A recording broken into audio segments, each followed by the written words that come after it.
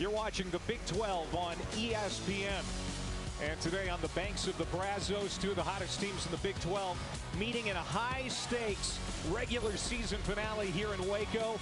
The Giant Killers from Kansas, the Jayhawks, 3 straight top 25 wins, and the Baylor Bears going for their 6th consecutive win today.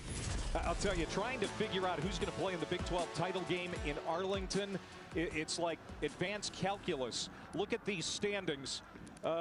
6 teams entering the day still in the hunt. They all need to win and get help, including Baylor.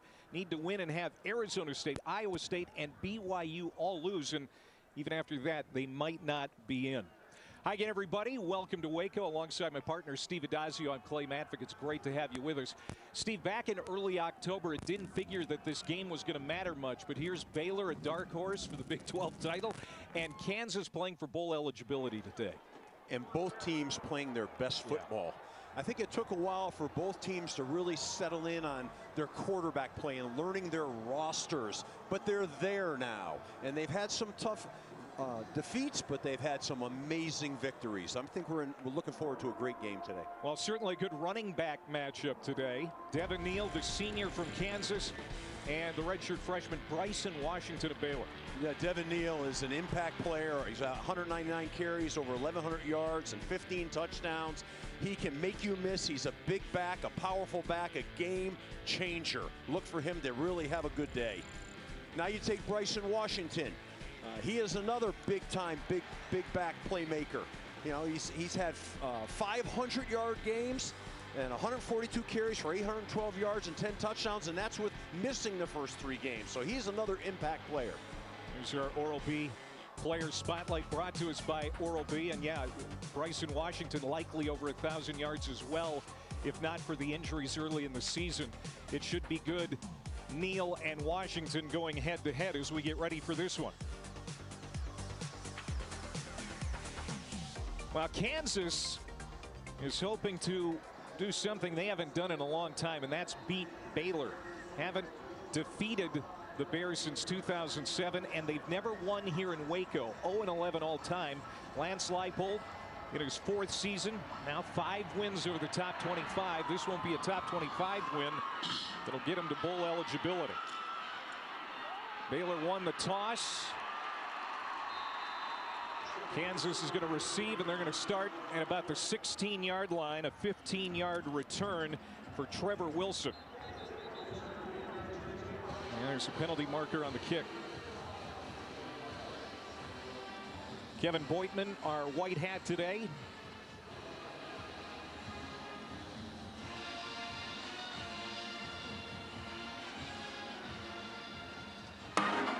After the play was over, personal foul, unnecessary roughness, number 52 on the kicking team. 15-yard penalty, first down. So this is going to be good field position for the Jayhawks to start, Steve, coming off their best offensive game of the season, scored on their first 7 possessions against Colorado, and Jalen Daniels, the veteran, making his 33rd career start. His resurgence over the last month and a half has been critical to this team's success. It sure has. I mean, he started a little slow with the deep ball and completions, but he's firing right now. And they're going to give it to Devin Neal to start. Trying to find some leverage around the right side, and he does, and backs across the 40-yard line. First down carry right out of the gate. Offensive coordinator Jeff Grimes, who was fired at Baylor last year, he has this offense really clicking on all cylinders. So now Daniels wants to throw for the first time, looking for Quentin Skinner, and that is complete inside the 30-yard line, twisted out of bounds by Snacks Johnson. That's a big play, a gain of 33. You know, what a nice ball by Jalen Daniels, and that sets the stage for the game to me. The first run's a powerful run that he drags everybody for a first down. They come back out, they throw the ball down the field. Now they have the ball on the 25-yard line, red zone going in, and that's the field position that Kansas wants. Devin Neal shifting out as a receiver. Now he's going to come back in motion and take the direct snap. And Devin Neal's going to pick up a few yards. Neal, the reigning Big 12 Offensive Player of the Week after that 4-touchdown day at Arrowhead last week. Yeah, he had a big day, and I just have this gut feeling he's going to have a big day again today. But you see that eye candy that the offense is already presenting with jet sweep motions and then running the quarterback downhill, trying to freeze the linebackers. We're going to see this all day. Neal again taking the direct snap. He's going to fake the handoff and take it himself. He's going to be stopped up at the 20-yard line. And so a third down and medium coming up as Keaton Thomas, over 100 tackles on the year, second most in the Big 12, makes the stop. So it's going to be third down and about 5 here for KU on its opening series. So how about that? You see Devin Neal taking direct snaps. Yeah, he's going to be in this game as a central figure, but they've emptied this thing out right now, and they're going to give the opportunity for him to be a thrower and or a runner here. Daniels under pressure, throws to the end zone, has a man. It is incomplete. Out of bounds. It was caught by Tavita Aoafinoa, big tight end, but he was out of bounds. Yeah, he just led him a little bit too far. The unbelievable thing was he had receivers open across that field, but he couldn't get his shoulders and his vision back around. He missed that throw, but I like the way he's playing right now. I think that he's got his mojo back as he heads down into this game. 38-yard field goal attempt for Tabor Allen, who was 3 for 3 last week. And that is going to be no good. There's a little wind in the face of kickers going into this end zone. And Kansas, a couple of big plays, but they come up empty on the opening drive.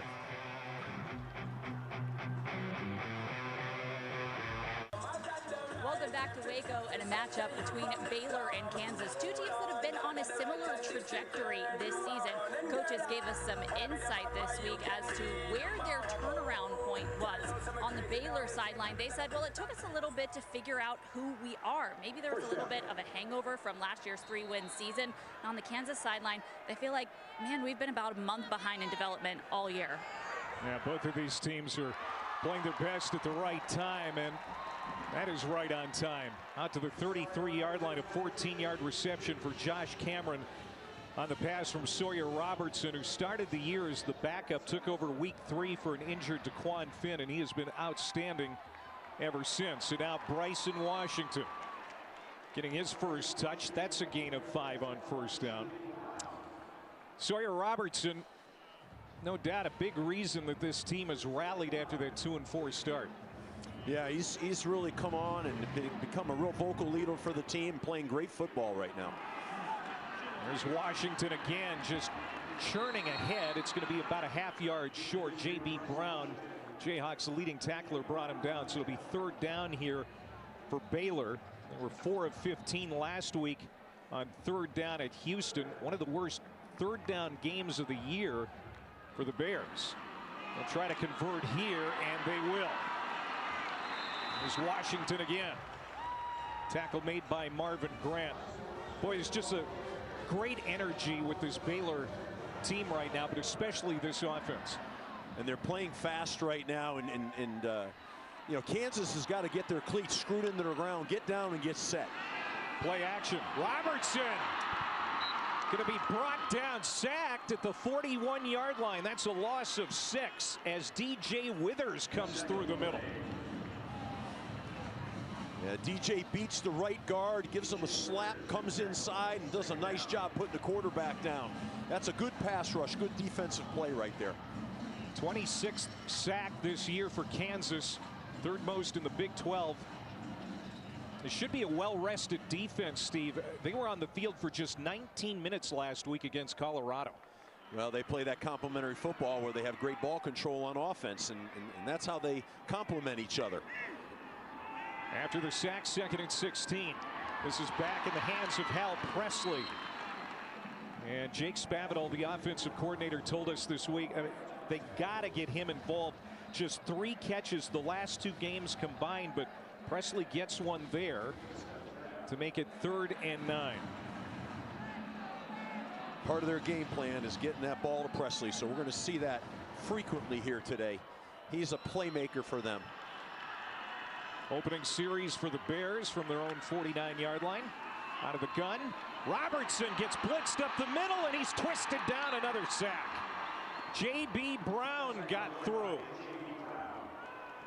They came with an all-out pressure here and did a great job of getting home right here, getting him on the ground. That's two sacks right now on the opening drive for Baylor. They've got to protect Sawyer a little better than that, or they're going to have a long day here.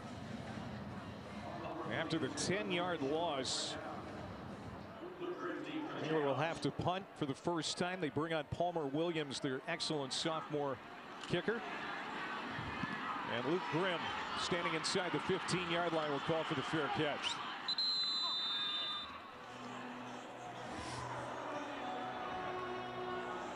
So each team with a possession. Nothing to show for it on Kansas's first drive. Some explosives, but missed a field goal. See what they can do on this opportunity. The offense very explosive last week against Colorado. Put up 520 yards, 331 on the ground. That's a tremendous run game, and that's when you talk about playing complementary football, why the defense is not on the field too much. They're dominating the game in the time of possession, and that's their plan.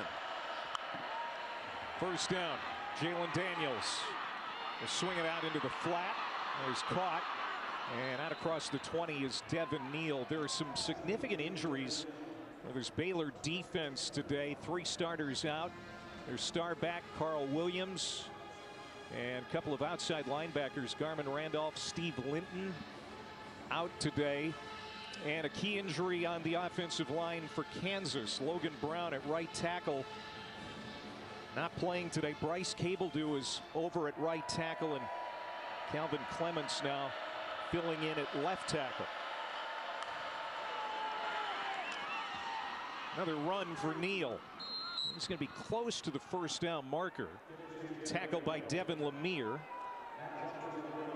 A little bit short, so third down and a yard. This is generally no problem for the strong Kansas run game to convert here. Now, I'm so impressed right now with Devin Neal. We just watched 2 runs, one of which that big running back caught the ball in space, made 2 people miss, and then he just had another run where he dragged defenders. So he's the kind of guy you want to have the ball in his hands on 3rd and short, but of course you better watch out also for Jalen Daniels.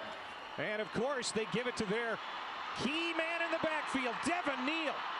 He needed 1, and he's going to get much more than that. Down to the 35 of Baylor. A run of 38 yards. Johnson and Lemire finally tracked him down. Yeah, he hits this, he bends this inside zone back, and just really well blocked, but he puts on a little bit of speed here and gets the ball down the field. He's got a big impact on this game already. We just started this thing. Coming off the best game of his career, 207 yards, 3 touchdowns. Also had 80 yards receiving and a touchdown. Savion Morrison comes in on this play, but they're going to be throwing it to Trevor Cardell, the tight end. He's going to be knocked out of bounds just shy of the 30-yard line, a pickup of 6. It puts him in a great down and distance right now. 2nd and 5, 2nd and 4, and your whole playbook's open at that point. You know, you can throw the ball, play action shot. You can run the ball. You can run your quarterback. You know, they're on schedule now on first down, and that's a big piece of this for their offense, the way they want to run the ball. Be on schedule. Daniels fakes the handoff, swings it out to Grimm. He's got space. Trying to spin out of a tackle, lunges for the marker. Jacob Redding got him to the turf. We'll see where they spot it. Grimm got it. Man, Luke Grimm, playmaking veteran, picks up the first down. He leads that team in reception, so he's a playmaker for him. Now Savion Morrison, their number 2 running back. Daniel Highshaw taking a leave of absence, so he's missing his 2nd straight game. Expect Morrison to get quite a bit of work in the backfield behind Neal as Neal checks back in.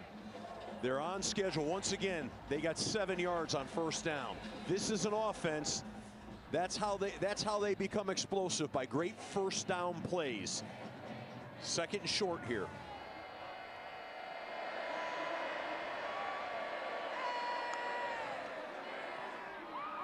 Neal, stretch play, got it. First down, touchdown, but there's a marker down. Penalty flag in the backfield. This is in the vicinity of holding. We'll see. This is what happens on these stretch plays sometimes when they bounce outside. The edge players, like the tackles, get caught losing their block outside the framework of the body.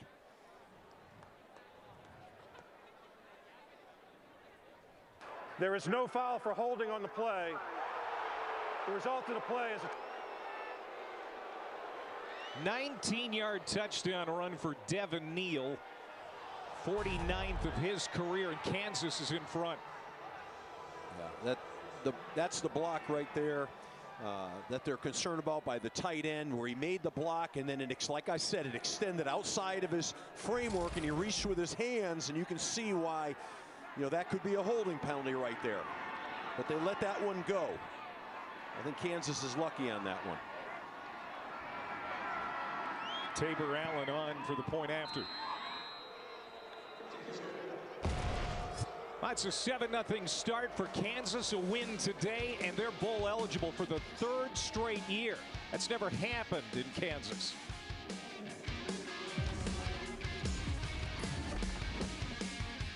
ESPN College Football is presented by Ashley, for the love of home.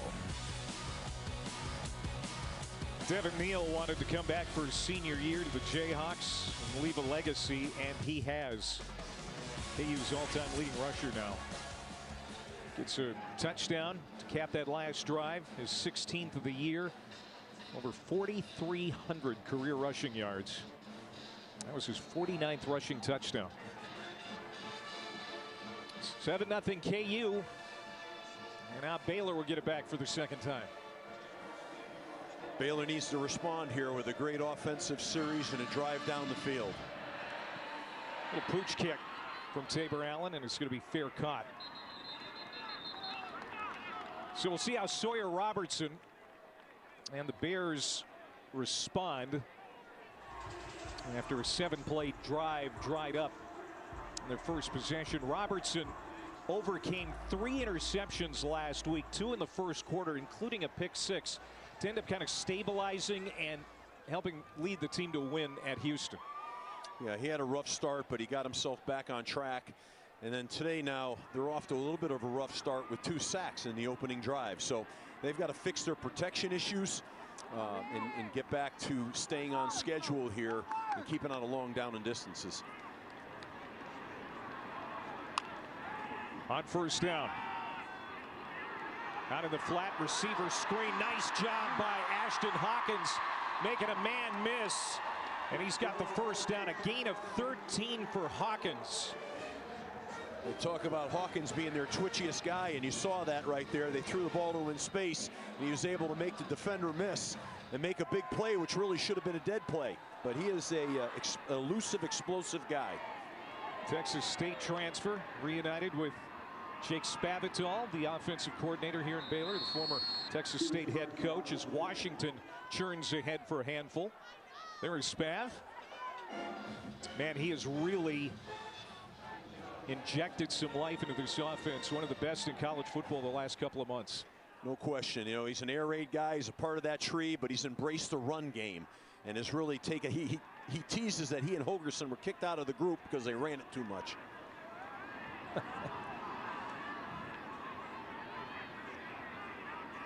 It's Monterey Baldwin in motion on 2nd and 7. Robertson rifles one down the middle of the field that is caught by Cameron. To the 45-yard line of KU, gain of 14 into plus territory. Well, he's finding his skilled players. Josh Cameron is one of their most trusted guys and a go-to guy. It was a nice throw. Going with tempo. There's Washington again, lowering his shoulder pads and plunging to the 40-yard line, a gain of 5. So 2nd down and 5. Cornell Wheeler in on the stop.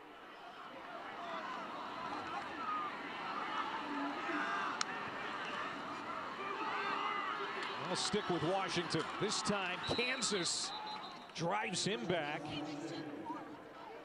They hold him up short of the marker to force a third down. Brown and Wheeler. Wheeler, the captain, the leader of this KU defense, was here at the point of contact. So we'll see what Spav calls here on 3rd down and 1. Now they're going to get on the ball quick here and force Kansas down, and they're going to run a play pretty quickly here. Checking it.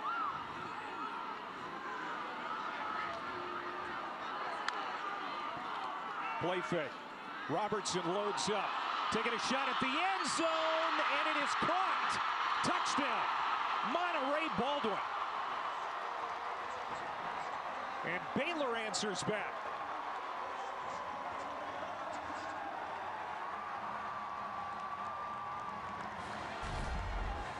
This is just a beautiful ball by Sawyer Robertson. Wonderful catch and a big-time play. You know, they obviously they made a decision that they had 2 downs there, so they threw that deep ball knowing they could come back and run it to get the 1st down. Great decision, great series. What a way to answer.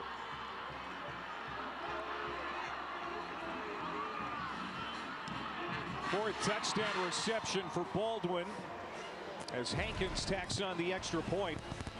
Baldwin, one of the 26 seniors being honored here today. And the veteran ties the game up at 7.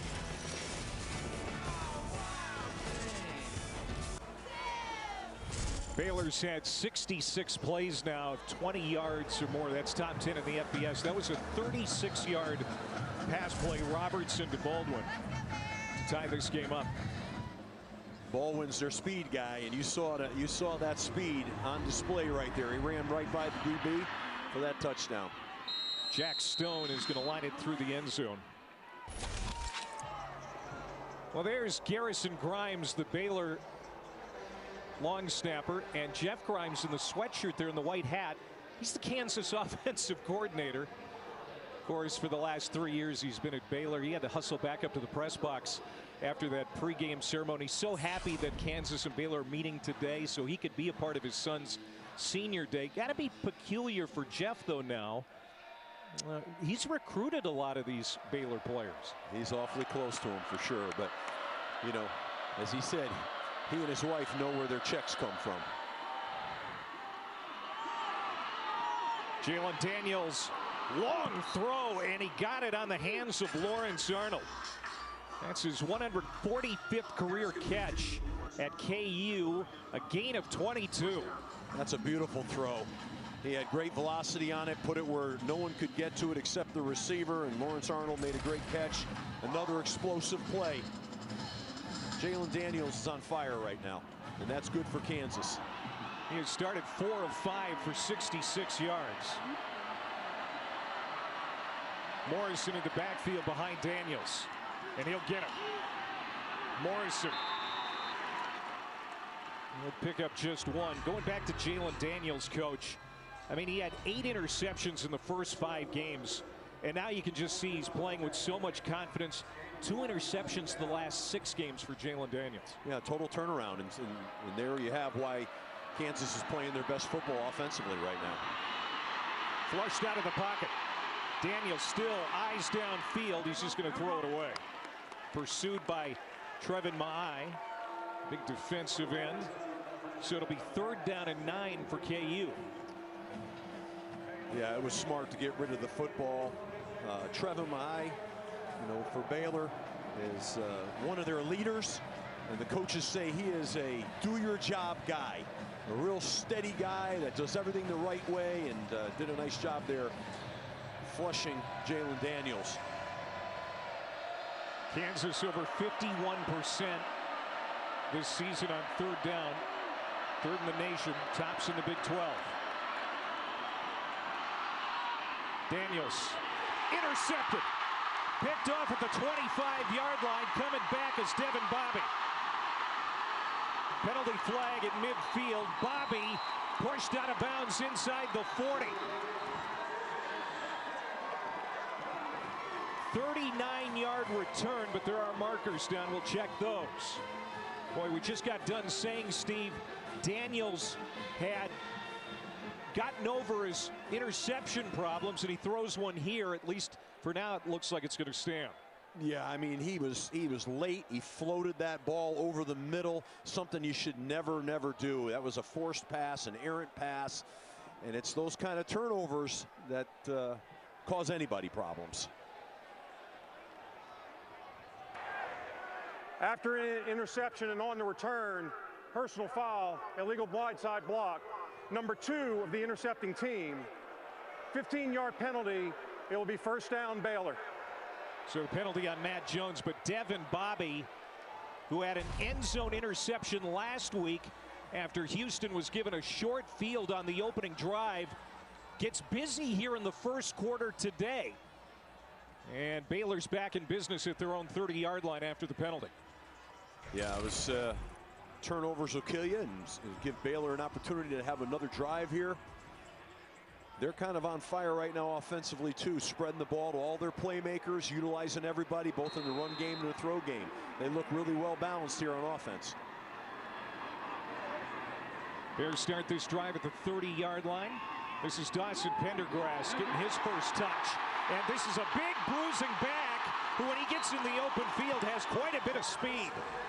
Bursts to the 39-yard line, a gain of 31 for Pendergrass. Yeah, this is a nice run here. He's steady, reads his blocks. Good. Right after contact, he accelerates and is able to really have a good play here. Just over a minute to go in the quarter. Robertson going to take a shot at the end zone again, and he finds Baldwin again. Almost an identical play. Same result, touchdown Bears.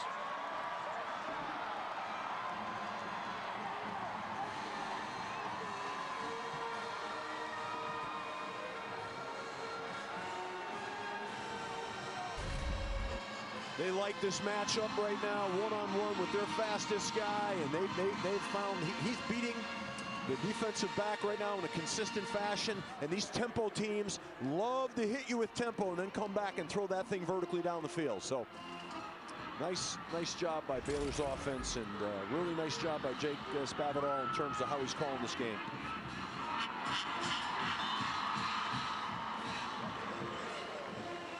Baldwin, a 36-yard touchdown catch, a 39-yard touchdown reception now, and Baylor takes its first lead of the day. There is Marvin Grant, the safety, 6th-year senior. He's played a lot of college football, first at Purdue, last 3 years at Kansas, and like he said, he's been picked on a little bit here in the first quarter. It's a matchup issue right there for Kansas, and we're going to see that again.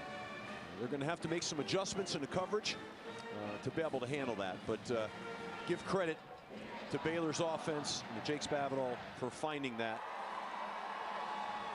You know, Clay, turnovers, this is what happens when you turn the ball over, you know, and Kansas's key to their success is not turning the ball over, being consistent on offense, controlling the ball. They got to get back to that.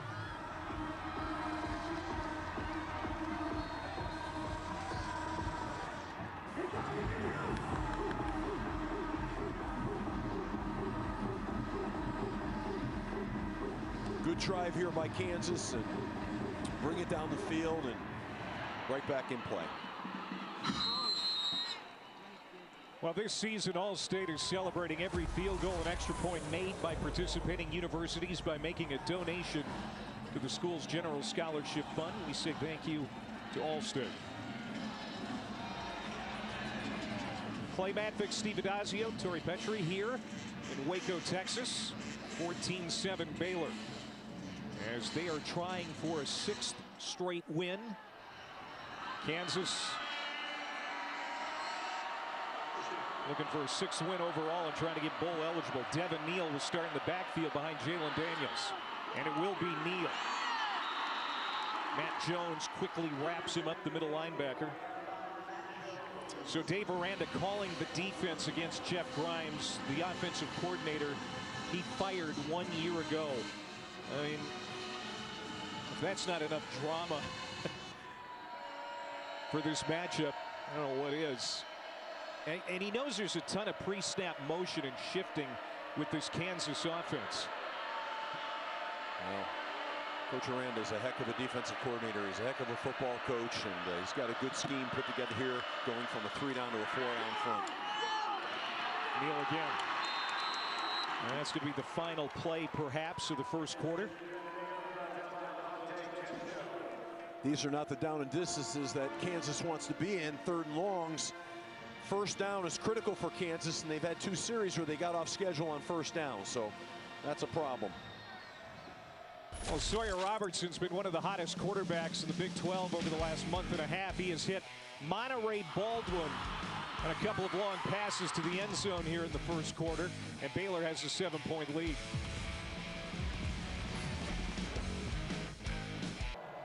All right, Kevin, thank you very much.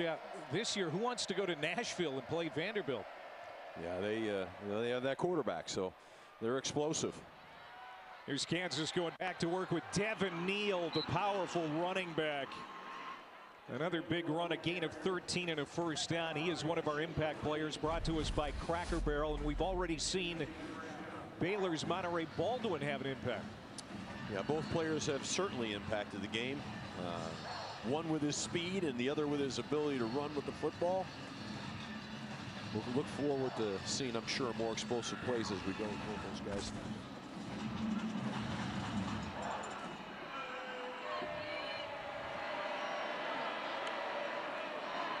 They fake the sweep to Grimm, and Daniels will keep it himself. And he gets popped by Matt Jones. Daniels had some key runs last week, just 6 carries, but a season-high 72 yards. He is nimble.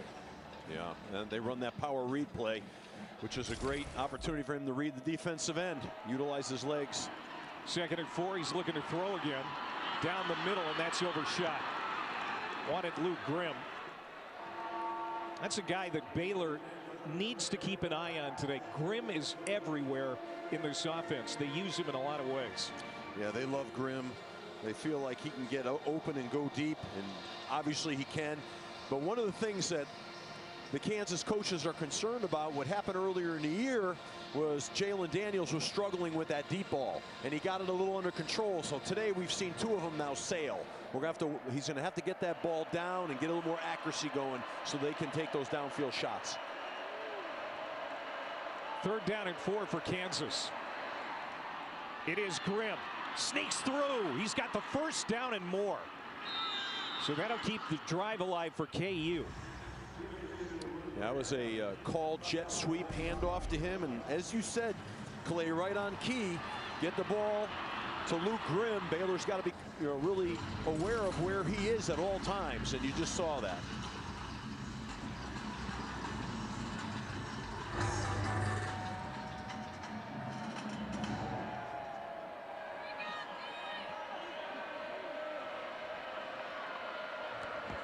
First down, empty backfield. Daniels. Wide open receiver, it's Skinner inside the 25, and that's another first down for the Jayhawks as we go down to Torrey. Yeah, guys, it's taken a little bit of time for this Kansas team to get the chemistry right between the quarterback and receivers. In spring, Jalen Daniels didn't take any 11 on 11 reps, and then in camp they had key injuries at wide receiver, so it wasn't until September that all of them started playing together, and they kind of underestimated how much it would take to knock the rust off and get that rhythm going between them. So at this point in the season, they're just now hitting that midseason stride between each other. Backs are a problem. Lingering back issues are really nasty, and Daniels is finally over it. He's going to throw to the end zone, double coverage. He was looking for Skinner, but he was bracketed. And so it'll be 3rd down. Well, I think we can see where Jalen has got to get under control of these deep balls right now. That one in particular was double coverage and probably smart to sail it a little bit, but I'd like to see him get these throws a little bit under control here down the field. Check that 2nd down here for Kansas. There's been a mixed bag today offensively. A missed field goal, a touchdown, an interception, and this is their 4th drive of the day. Daniels sprinting out, pitches it to Neal. He's got a first down, and inside the 5, down to the 3-yard line. Flag comes in late. Keaton Thomas makes the tackle. That's a 19-yard gain as it stands right now.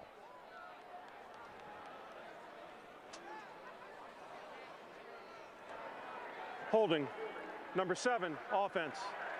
10-yard penalty, replay second down. It's wide receiver Trevor Wilson getting handsy. That's a shame. I love that call right there, the speed option. And they ran that really well. But obviously in the perimeter, they've got a holding call right there. Those are tough calls. Those are tough blocks in the perimeter. Those are judgment calls a lot of times by the officials. I'd like to see them keep their flag in their pockets on that situation. It's a big penalty. Instead of first and goal at the 3, it's now second down and 5. Back at the 18-yard line. This is Morrison on the jet sweep. And Ma'ai another tackle. 3rd and short coming up for KU. My guess for Kansas now at 3rd and short, they'll take 2 downs to get the first here. As a running football team, I'm quite sure they're going to want to try to stay on the field and score touchdowns as opposed to field goals, but we'll see. Baylor's got to defend it all here right now. They've got an elite running back, obviously, in Devin Neal, and of course Jalen Daniels is a threat at all times. 11th play of the drive. Neal probing, and he's got the first down to the 10-yard line. Boy, Devin Neal, every time they need a clutch run, and it doesn't have to be a big gain, but even if it's a few yards, he always gives them more, it seems. And he's got great vision on top of it. You know, he can run through contact with vision. You saw what Kansas did there. I thought that was smart. They brought 3 tight ends. They extended the edges on both edges, which is a really smart thing to do against Baylor's defense when they play that 3-4, and they created 2 bubbles.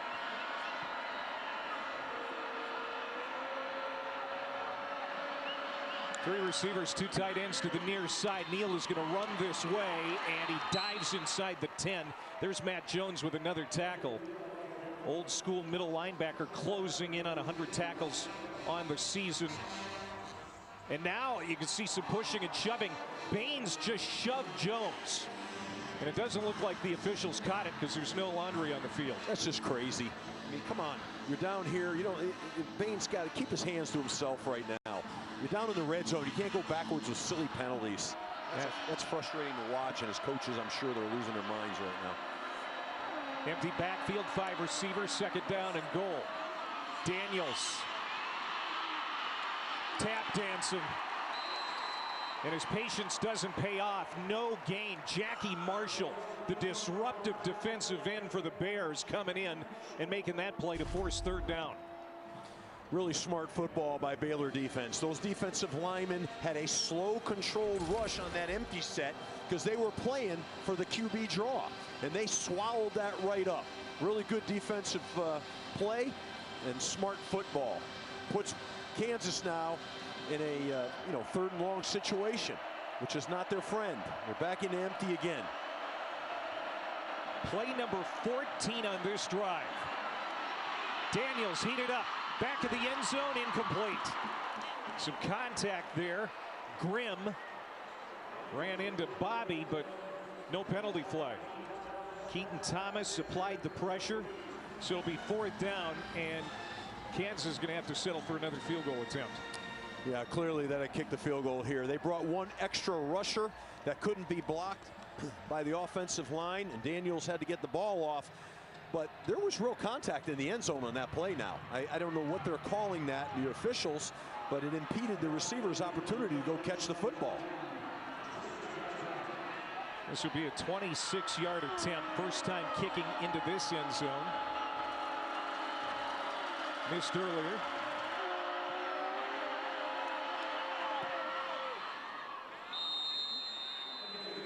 And so Kansas will pull to within 4 after a long drive. 9:16 to go before half. 14-10 Baylor. On the mountaintop, national champion.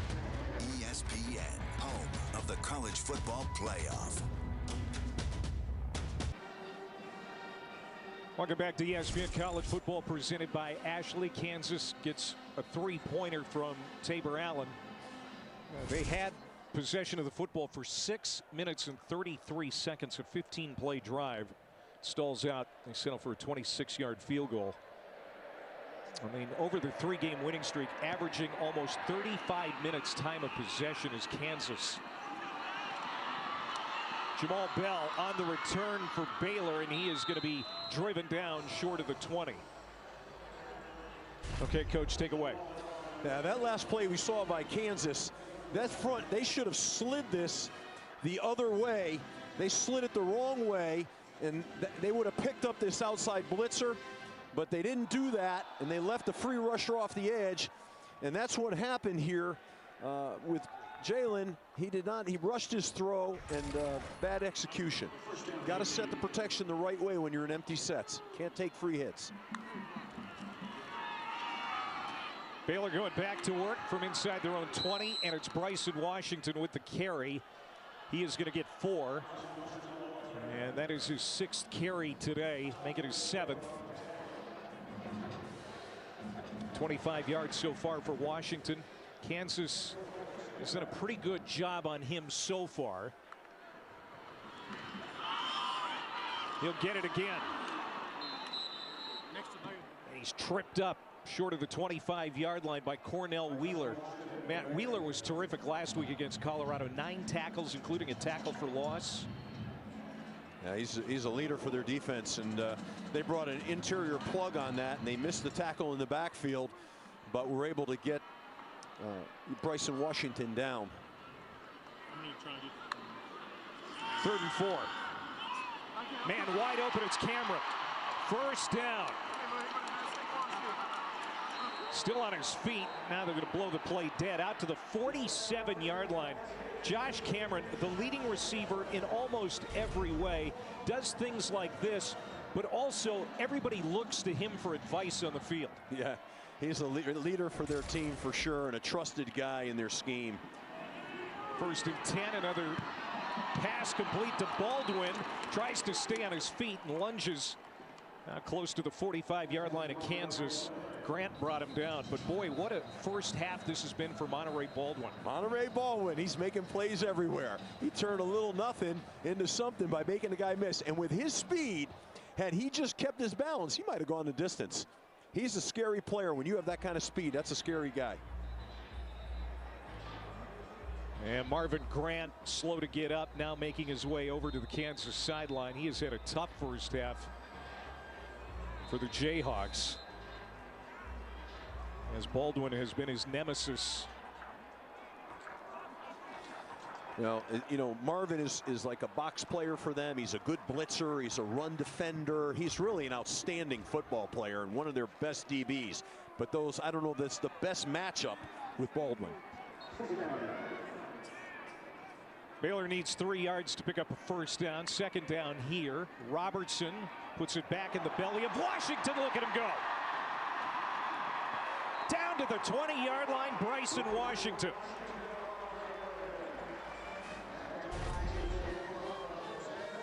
That's 25 yards for the redshirt freshman. Man, I just said moments ago he'd been somewhat quiet here in the first half. Now he's starting to bust loose. They lost the edge of the defense, and he made him pay.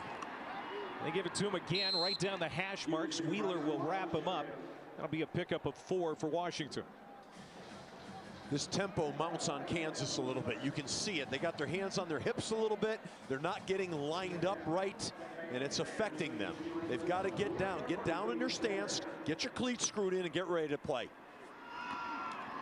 Washington again.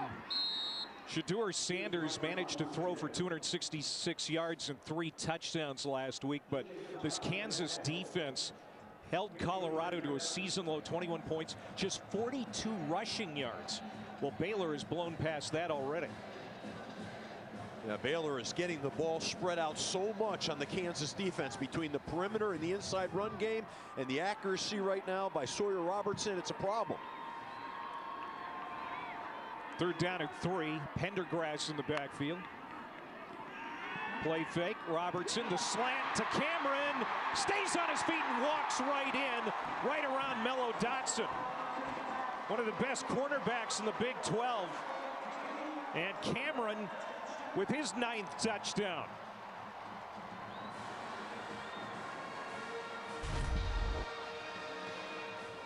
You know, you can see they throw this slant right now, and there's just too much space.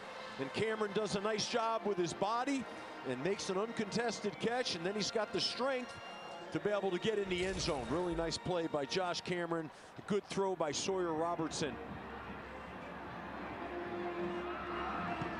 Isaiah Hankins with the PAT. And that is 3 straight touchdown drives for the Baylor Bears, all through the air.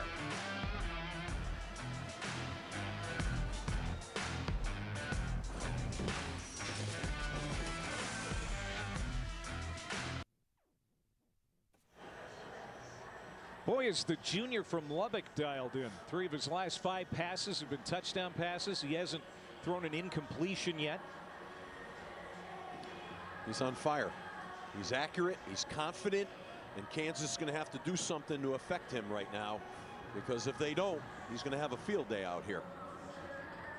Robertson threw for a career high 329 and 3 touchdowns at West Virginia a couple of weeks ago. I mean, what we're seeing here right now from Robertson, he could do better than that today, perhaps. Yeah, I mean, he's obviously proven to be the guy, and this offense is taking off with him at the helm. Jack Stone puts it in the air, and it's going to go through the end zone for a touchback. Let's go to the studio for an update with Kevin. All right, Clay, after Michigan was stopped on a 4th and 1 and Ohio State takes over, Amir Hall makes a play. And this was a tough throw down here this close to the goal line with Hall so close to his receiver, Cardinal Tate. It was a dangerous decision by Will Howard. It would lead to a Kalel Mullings touchdown. Clay, Michigan's up 7-3. All right, Kev, thanks very much. Obviously, it hasn't been a great year for Michigan by their standards, but, you know, always get up for the big game. Throw the records out in a rivalry game. Anything can happen. Devin Neal bottled up in the backfield. There's Marshall to bring him down for a loss of 2 as this Baylor defense starting to feel that the momentum is on the side of the Bears right now. Yeah, you can see the momentum. You can feel it, the energy on the field. And it's happening both sides of the ball for Baylor. Kansas has got to stand up and kind of punch him back in the mouth here a little bit. Jackie Marshall, he squats 600 pounds. But runs a 4.6 40. I mean, he's got speed, he's got size, he's got strength. And that is the first tackle for loss for Baylor today. 2nd down and 12. Daniels, flat-footed, throws it out into the flat to Grimm. And not much. Gets back to the line of scrimmage, so it'll be 3rd down and 10 as Corey Gordon makes an open field tackle. You know, Clay, that's one of those RPOs based on numbers in the perimeter, and I really think he should have handed that ball off. And Baylor had the numbers in the perimeter, and it's a dead play. Now it's 3rd and 10. Not good. They're off schedule. They got to find back to they got to climb and get their rhythm back. We'll make a play here.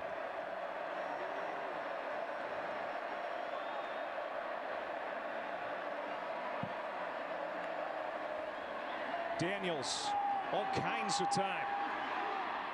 Unloads, contact in the secondary, and it's incomplete. Boy, the officials letting them battle. Caden Jenkins and Lawrence Arnold hand fighting in the secondary. And that is the first 3 and out for KU since the BYU game 2 weeks ago. Yeah, I thought that he forced this. I thought he should have hit 87 coming back across the field, but you're right. There was a lot of hand fighting there, a lot of jersey grabbing right there, and they let him play. Damon Graves did not punt at all last week against Colorado. He is called upon here in the first half. Josh Cameron going to field this low kick. And Baylor was coming in, trying to block that. Jacob Redding almost did. It's a good field position for the Bears after that 37-yard punt when we come back.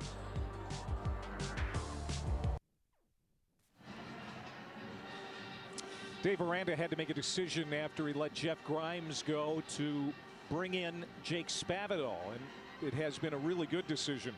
And this offense has scored on 3 straight long scoring drives, and now the Bears have it at their own 34-yard line. Best starting field position today. Well, they've carved out an identity, and you can see that identity on full display. This is Cameron trying to stay on his feet. Makes the catch, and then his bulldogged down at the 40-yard line by O.J. Burrows.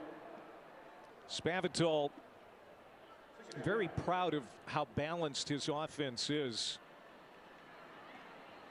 Like you said, he started out as an air raid guy, but now they're running it about 55% of the time. He feels like he's evolved as a coach. That wasn't always the case when he was with Dana Holgorsen. They were throwing it on every down. No.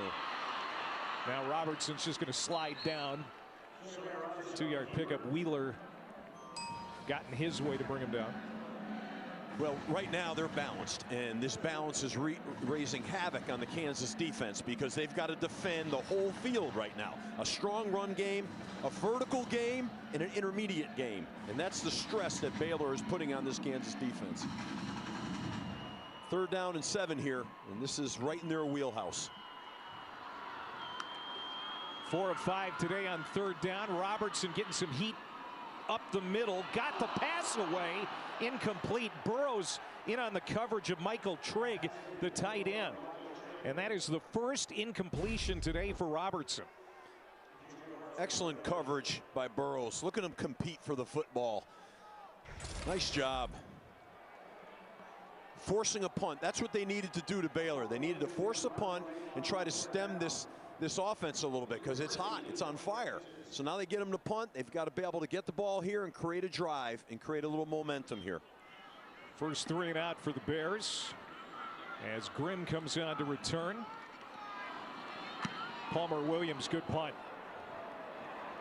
Trying to pin Kansas inside the 10, and he will. Palmer Williams, one of the best punters in the Big 12. That's a 50-yard kick. Well, coming up at 3:30 Eastern, 12:30 Pacific on ABC and ESPN Plus, rivalry weekend rolls on at Bryant-Denny Stadium. Number 13 Alabama hosting Auburn in the Iron Bowl, and we cap the night with number 3 Texas, number 20 Texas A&M in College Station. Winner of that game will be in the SEC Championship to take on Georgia. And you know the 12th man will be in full throat later on. That's going to be one tough environment down at Kyle Field, Texas A&M for the Texas Longhorns. Devin Neal goes down in a heap. That's going to be a loss of 1. Devontae Tesno, the defensive end. Nice play for Baylor. Yeah, there was penetration, and penetration is what stops the wide zone stretch play. You know, you can't have a guy in the backfield on that play. So Kansas, you know, they're a methodical offense. They don't have a lot of time here. They do have all 3 timeouts. Neal out in the flat. Makes a catch, and he's going to get about 4. Of course, they've also got the 2-minute timeout, which is a few seconds away. What they don't want to do here is try to force. They got to make sure right now that Jalen Daniels doesn't force a ball down the field. Take what the defense is giving them.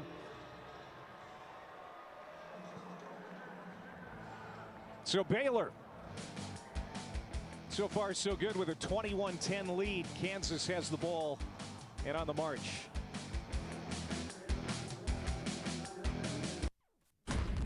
Kevin Connors in studio. Coming up on the Voya halftime report, we'll check in on Vanderbilt eyeing another colossal upset and how it could have major CFP implications. Plus, a bit of a surprise in the game right now between Ohio State and Michigan. And Clay, we're going to run through all the scenarios in the Big 12, and trust me, there are a lot. Yeah, get your thinking cap on, Kev. We tried to figure it out a little bit before the game, and we gave up. This is on the screws to Skinner. He is loose and out across the 35. Just shy of the 40. Caleb Parker brought him down, but it's a 25-yard pickup for Kansas as they've got all of their timeouts left. Yeah, nice job by Skinner, making a guy miss in the open field, getting vertical. It's amazing. He was a walk-on, Skinner. Well, he's a walk-on no more. Not Devin Neal, as Baylor sniffed that out pretty quickly. So Kansas down 11 with 1:35 and counting to go here before halftime.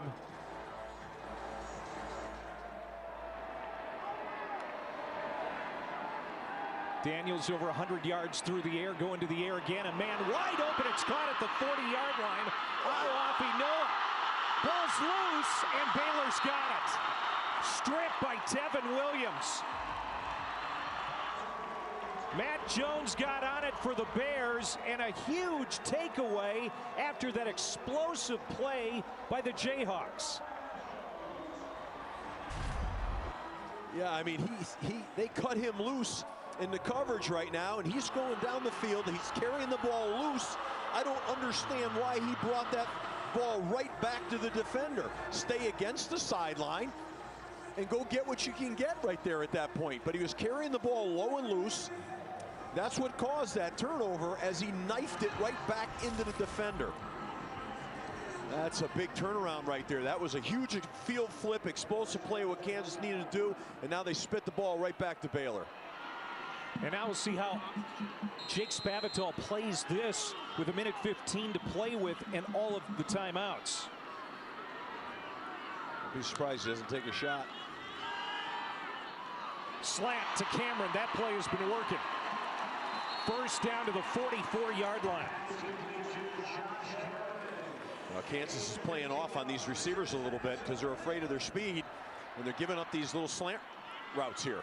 5 catches now and a touchdown for Cameron. 66 yards receiving. That one is tipped. Cameron almost caught it. Mello Dotson there in the coverage. This Kansas defense probably a little exhausted now. They've been on the field quite a bit here in the second quarter. This is not their MO, right? Their MO is to control the ball on offense. They don't play a lot of snaps on defense. Now they're playing a lot of snaps. They've got to get pressure and affect the quarterback. They haven't been able to do that. Let's see if they can affect Sawyer Robertson. 4 wide receivers, play action. Robertson to a wide open Hal Presley for the first down. Well, they brought pressure that time in an effort to get to Robertson, but Baylor picked it up. And there's a timeout called for by Baylor. They have 2 left. Boy, Robertson has been very sharp. Just the 2 incompletions. Just shy of 200 yards and 3 touchdowns. So Baylor a chance to double dip here. They will get the second half kickoff. 50 seconds is a lot of time for this offense. No question. And he's throwing the ball really accurately right now, and these receivers are getting open. So they have a chance, as you said, the daily double here to get a score here, points before half, and get them coming out of half, which would be devastating to Kansas. So Kansas has got to do a great job here of playing great defense. Got to tighten their coverage up here a little bit. And they've got to affect the quarterback. Baylor with the longest current win streak in the Big 12, going for their 6th consecutive win today. Robertson, all kinds of time, throws for Cameron, but he sailed it high. And Mello Dotson again in on the coverage. So it'll be 2nd down and 10. That stops the clock with 45 seconds to go before half. Looked like the depth of Cameron's route wasn't quite right, and they were obviously off. But once again, Kansas brought a 4-man rush and did not affect the quarterback at all. He's got a clear throwing pocket. Robertson. And that is incomplete. Kobe Bryant, National Defensive Player of the Week after that Houston game. 3 interceptions. See, he almost had another pick there. Yeah, these are 2 good corners in Mello Dotson and Kobe Bryant, but you see the athleticism of Bryant. He has really got up in the air on that play. That was a great looking play by him. 2 of the best corners in the country are in this Jayhawks defense, Dotson and Bryant. 25 career picks combined. So on 3rd down and 10, Pendergrass, look at that, picks up the first down. Dawson Pendergrass, the sophomore from Alba, Texas, got him 11. Real smart call by Jake Spavital to run the ball on 3rd and long right there. Paid off for him. Get him in field goal range. Give him an opportunity to score. Yeah, Hankins with the couple of field goals of 51 yards this year. They're already within his range. To the end zone, though, and it's Baldwin again. The same play we have seen a couple of times already that have resulted in a touchdown. This time, though, Jalen Todd broke it up. Yeah, it was good last minute. He got his hands in there and separated the ball because Monterey Baldwin got behind him.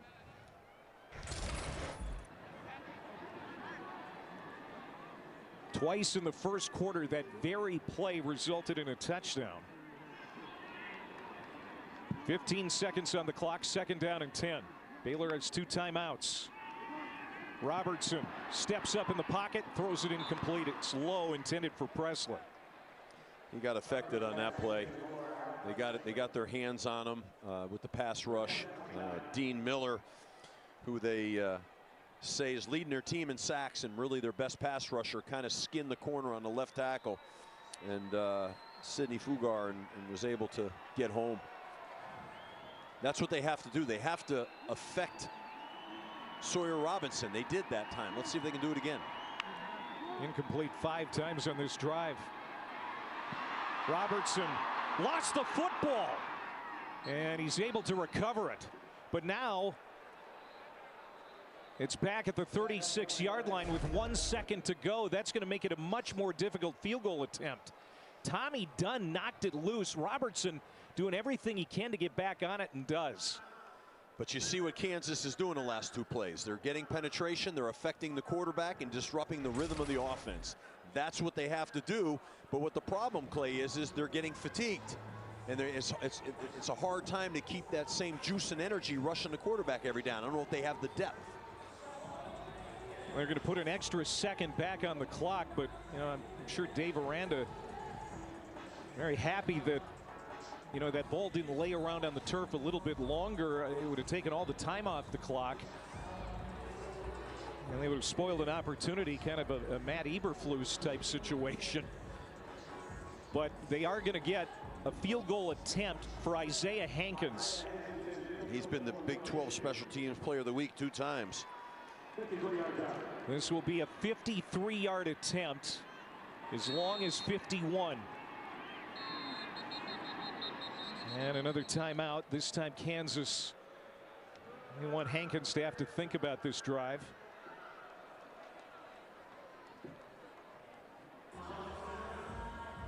There's Lance Leipold. Now this is certainly no gimme. This is a long field goal.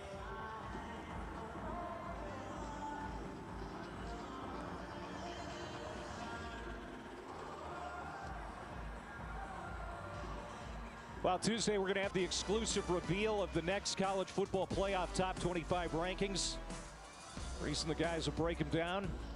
And we'll have a live interview with the committee chairman, Ward Manuel of Michigan. He's the AD there, and they'll project that 12-team field. Do you see a scenario where the Big 12 is left out at this point? I think everything's on the table right now. There's just so much going on with the games today and then the conference championship games, and there's a lot of ball left to be played, so sure.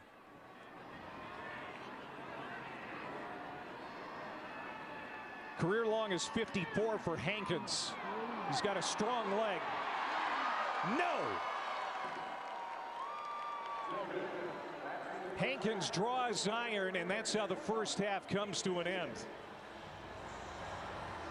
Well, it was an impressive first half for this Baylor offense. They were hoping to tack on 3 more here just ahead of the break, but it's off the bottom of that left upright. Yeah, it didn't have a lot of gas. It was dying. Let's go down to Torrey. Coach, you said one of the keys to this game was coming out with energy. What have you thought about the way your team has played with energy in this first half? I think it's been mixed. I feel like we can play better. A lot of credit goes to Kansas. They're an explosive team, and they've got a good pass rush. The turnovers are helping us, but we got to capitalize more on the opportunities that we have. What ways do you want to see your team play better in the second half? More consistent. I think we're having busts. This is a lot of games into a season. There shouldn't be as many busts as there's been. Then offensively, I think we got to settle down with our throw game. I think there's things there that we've got to be able to hit on. Thank you, Coach. Thank you, guys. 21-10, Baylor leading Kansas at the half. We're going to now send you to the studio. Kevin Connors and Trevor Maddich. Welcome back to ESPN College Football, presented by Ashley. You're watching the Big 12 Conference on ESPN. Senior day at Waco McLean Stadium. He's Steve Adazio. I'm Clay Matvick. 21-10 Baylor leading as we get ready to start the second half. One of the reasons, Steve, that Kansas was so hot the last few weeks and pulling off top 25 upsets is they protected the football.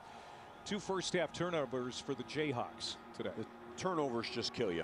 Yeah. And they had 2 big ones. And then that was also at the same time that Baylor is having 2 big explosives that turn into touchdowns. So that swing is always a tough momentum thing to overcome. And closing in on 600 yards of total offense for both of these teams. You know, Kansas, you look at what they've done, and no shock, Devin Neal over 100 yards. And Sawyer Robertson, the quarterback for Baylor, 3 touchdown passes in the first half. So the Stars stay hot. And Baylor will have the ball first. So that means we'll see Sawyer Robertson right away here in the third quarter. Man, he threw a couple of dimes to Baldwin. Yeah, both inside fade routes where they get the matchup they want on a speed receiver on a safety.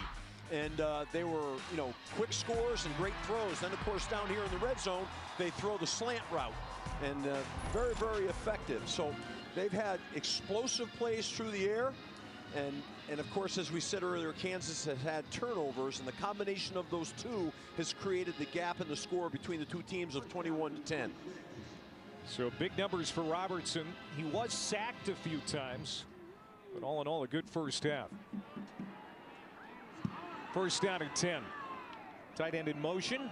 And they're going to run it to start with Bryson Washington. He's going to get a yard as we go down to Torrey. Washington, the ball carrier. Well, head coach Lance Leipold told me at the half that the bottom line is Baylor is just playing more physical than they are right now. Of course, he mentioned those turnovers and needing to take care of the football better. He said he felt like defensively they got a little better pressure on the quarterback towards the end of the second half.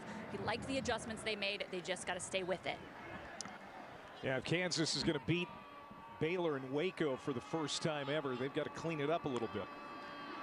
Second down and 9. Robertson complete again to Josh Cameron. What a touchdown in the first half. He's wrapped up by J.B. Brown, 7-yard pickup. So here's a third down and short. Yeah, puts them in a situation where they can run the ball here to get the first down and not have to throw it. Although we've seen Baylor earlier in the game on this same down and distance take a shot down the field on the inside fade. Baylor only had to punt twice in the first half. And it is Washington. Big hole. Good run. Out to the 47-yard line. He rips one off for 17. Look at his balance here. He gets hit hard in the ankles, and he runs right through that, keeps his balance. He's a talented running back that's hard to bring down, and he's shifty, and he's got power. 5 100-yard games this season, 4 in the last 5 weeks. He's got 77 yards today.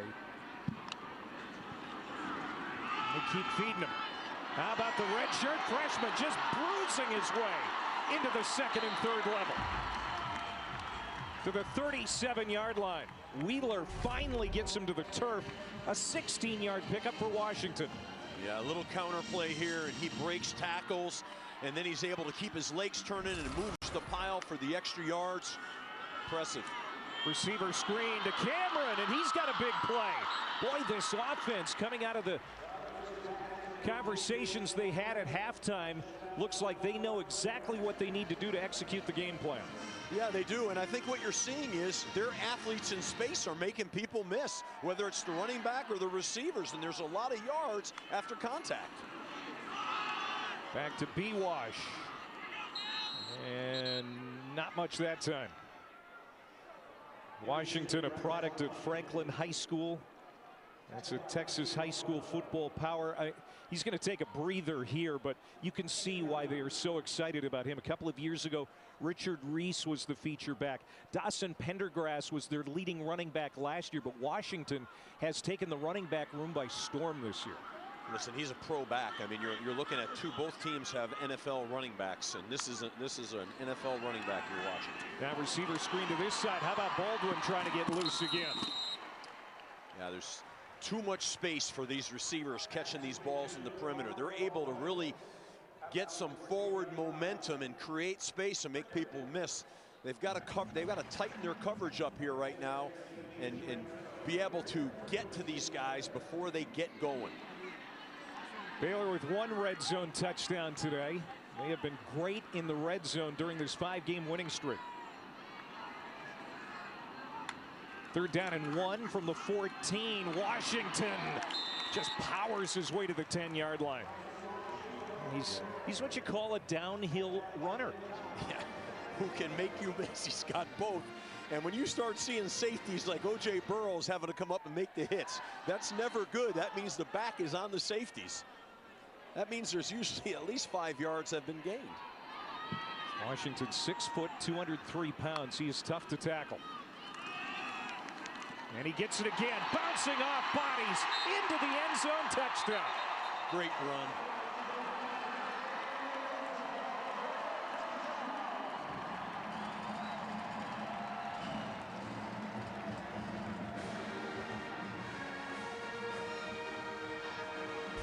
Great run here. He's going to, once again, he's going to run through arm tackles.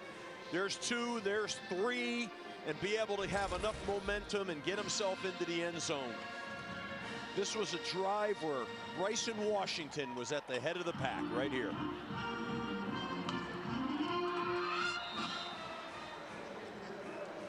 th rushing touchdown of the year for the freshman. And on this drive, he goes over 100 yards for the 6th time this season, and Baylor has opened up its lead to 18.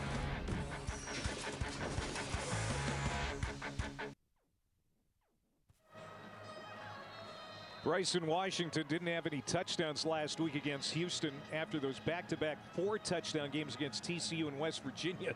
So he gets back in the saddle here in the second half today to make it 28-10. That was an impressive drive. Sure was, and it was really all him. I mean, he took that over.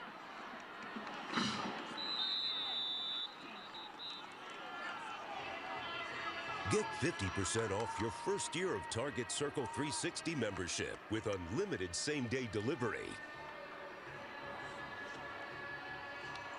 Clay Matvick, Steve Adazio, Torrey Petrie just underway here in the 3rd quarter.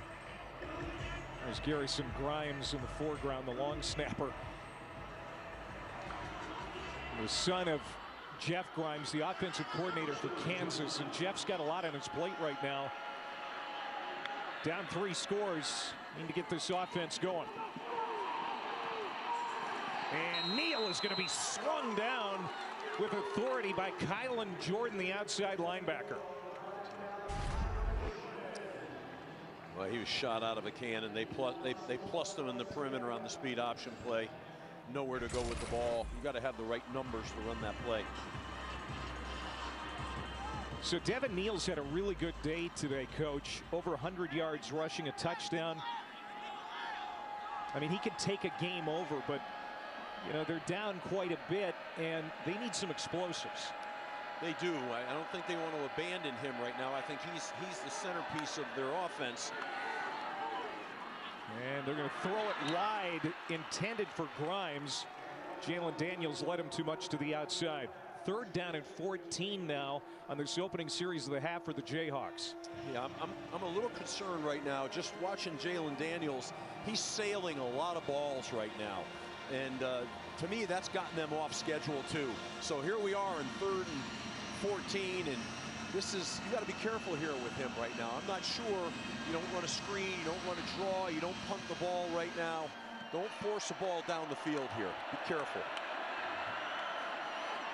Daniels avoids the rush on the hoof across the 30, short of the line to gain. A penalty flag down. True freshman Corey Kelly made the tackle. Let's see what the marker's about. And this is coming back.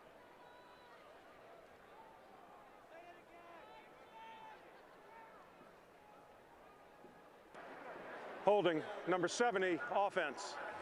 The penalty is declined. 4th down. That's Kobe Baines with the penalty, and it's going to be 4th down. Yeah, I mean, you see on the replay, he's got his arms around his back. He's got him hooked and hugged. That's an easy call for the official and a right call by the official. Got to keep your hands inside.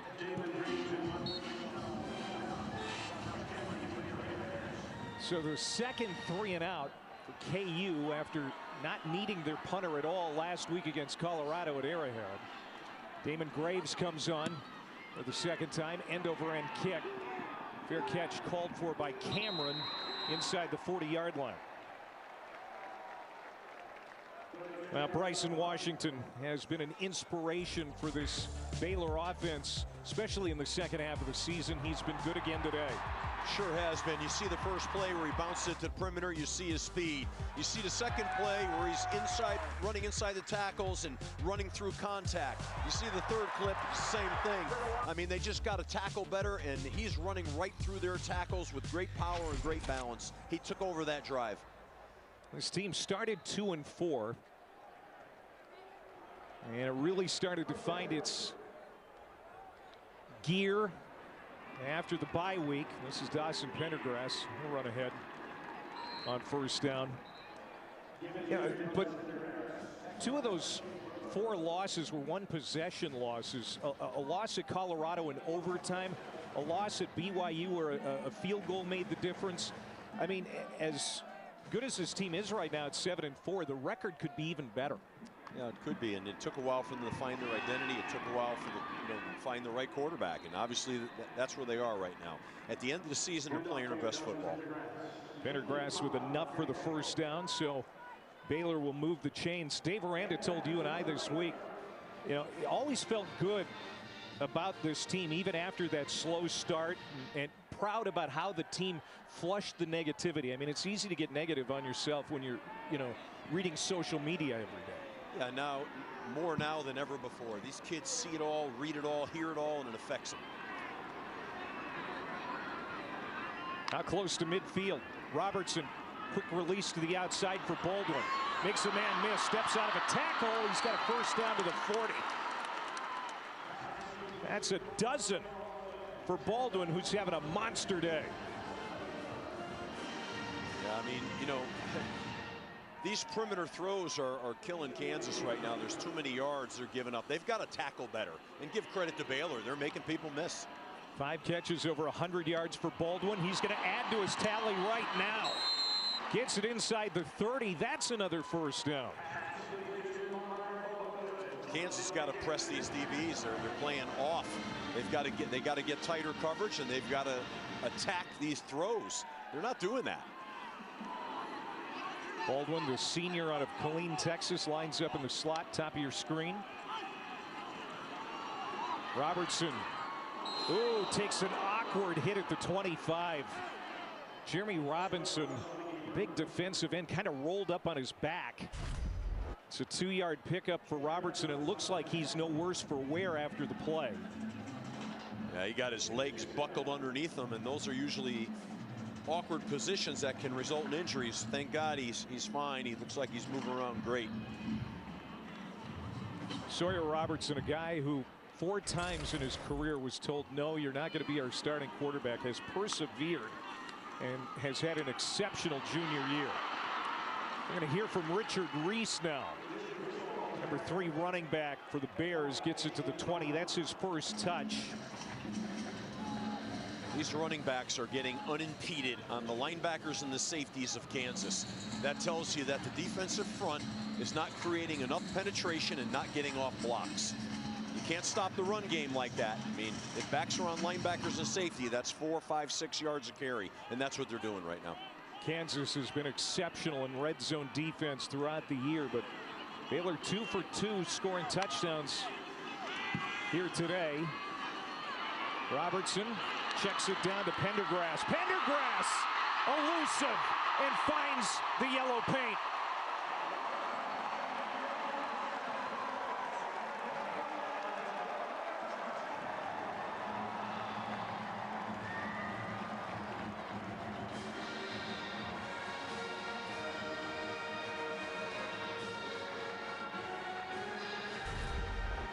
So what they're going to do here right now is get J.B. Brown matched up, and in space he can't make the play. Once again, there are mismatches in the open field right now.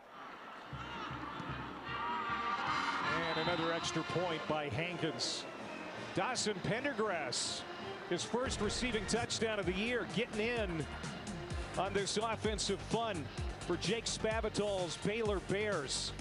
This unit is really rolling today. 35-10 now, leading Kansas.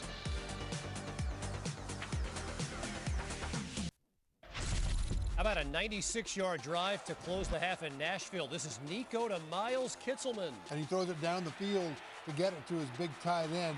This is Nico's best downfield passing performance of his entire SEC performance this year. Play the Vols very much in the CFP mix. Yeah, Kevin, for sure. As they have taken control, at least for the time being, at Vandy. As you can see, Ohio State and Michigan still tied. Texas at Texas A&M is going to be interesting tonight. So much on the line in that game, especially when it comes down to who's going to play in the SEC title game. That presented by Capital One, college football playoff rankings. And then a lot of people still recovering from that Georgia 8-overtime win over Georgia Tech last night. That was fun to watch. That was thrilling. I mean, that was unbelievable. You know, it was a great game, great coaching, players playing their tails off in a bitter rivalry game. That's what makes it fun to watch college football. I stayed up all night. Well, this rivalry has been very one-sided in recent years. Kansas has never beaten Baylor in Waco, and they haven't beaten Baylor at all since 2007. Now they're down by a ton, trying to come back. A little gadget play, and this is Luke Grimm open in the secondary. Nice play right there. Direct snap to Devin Neal, and then he hands it back to Jalen. We'll watch this on replay. I really love the opening up the playbook here. Look at that. He hands it back, and then they get Grimm free in the back of the secondary. Boom, big explosive. That's what they needed to do right there. 49 yards. Grimm has been way too quiet for Lance Leipold's liking today. No question. Devin Neal took the direct snap, shrugging off tacklers, and stays on his feet to the 15-yard line.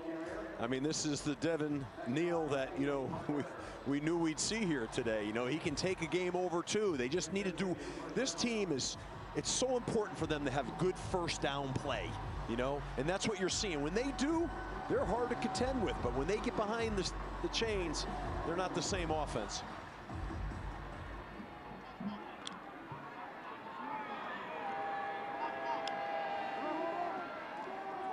More razzle-dazzle. This is Lawrence Arnold now on the end around. Behind a block, and he's going to step in for the touchdown. Now the Kansas Jayhawks making quick work of that drive. A 14-yard run for Arnold. They emptied their bag of tricks here. Little reverse off the inside run. And they've got a lot of blockers out in front of them and do a great job getting a hat on a hat. I'd like to see him take care of that ball a little bit, more ball security, but he gets it across the goal line. Nice job by Kansas. Good response.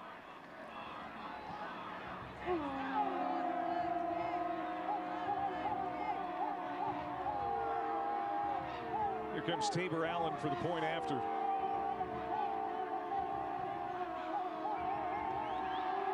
You know, we have talked about ball control offense for Kansas in recent weeks. Have been so good at it. How about a quick 3-play 75-yard drive in a minute 22 for the Jayhawks? Arnold runs it in from 14 yards out as KU tries to climb back in this ballgame.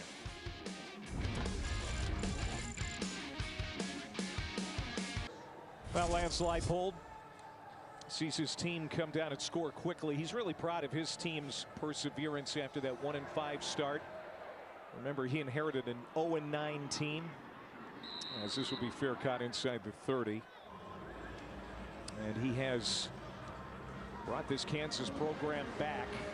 Coming up 3:30 Eastern on ABC and ESPN Plus. Rivalry weekend continues. Auburn and number 13 Alabama, and then Texas and Texas A&M at 7:30 tonight. Both of those are going to be outstanding.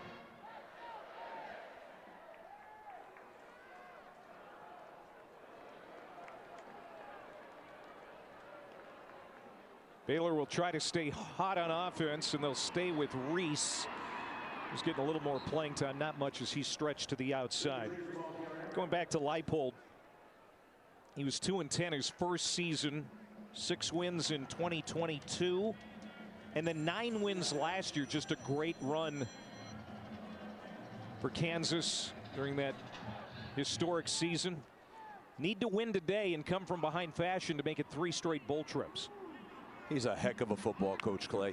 This guy does an unbelievable job. The pass is complete to Hal Presley, and that's going to be about a yard short of the first down marker. Well, you think of what he did at Buffalo. He really had a nice run with the Bulls, took that program to 3 straight bowl games, and that included the first bowl win in Buffalo history. Not afraid of a challenge, and that's why he came to Lawrence. Yeah, he's a really good evaluator and a good program developer, culture developer. He's got a guy by the name of Rob Ianello who's his GM, and he's a fabulous guy in terms of personnel. Washington picks up the first down with ease as we go into 4 minutes to play here in the third quarter. And you got to anticipate that Baylor is going to use the run game as much as they possibly can with a comfortable lead and certainly time on their side now. Yeah, I mean, that's a smart thing to do, and they've got such a good player in Bryson Washington that and really they got the other backs are really good. Pendergrass is really talented as well. And Reese continues to get time. Tries to spin out of a tackle. He's going to pick up 3. Marvin Grant, obviously shaking off that earlier injury, back on the field, makes the tackle there. I think Reese, Washington, and Pendergrass are as good a running back combination room as there is in the country right now. And they're on display. They make people miss. They've got balance. They've got vision. Yeah, it's hard to believe that early on in the season the run game was struggling at times. But you know, once that O-line was established and the quarterback position was solidified, everything kind of fell into place as Reese catches on the outside. And that's going to be a pickup of 5. 3rd down and manageable for Baylor. This combination, Clay, of running inside the tackles with these running backs and then getting it on to their skilled speed athletes in the perimeter is just created havoc with Kansas's defense. I mean, the inside, outside, inside, outside. Just think about the defense has got to run to the perimeter to stop those plays, and it gasses them. And that's what the tempo offense is all about if you're running it right.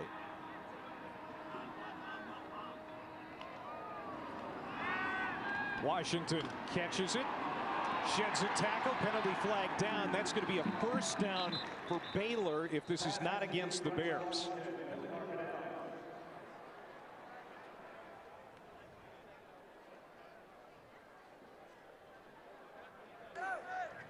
Illegal shift on the offense. 2 players in motion and not resetting. 5-yard penalty. Replay 3rd down. So this is coming back. And it's going to make it 3rd and about 8. Well, you're going to see on the replay here that, the corner, Kobe Bryant, is going to fire on that play, which is what you have to do. Now, you got to be able to wrap up and make that tackle. It's another missed tackle.